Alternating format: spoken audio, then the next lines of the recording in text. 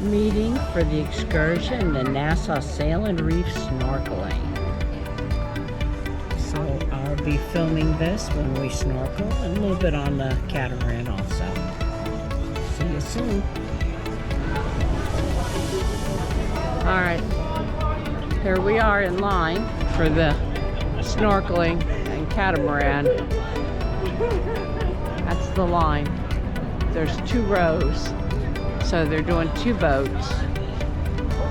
So this is a very popular excursion.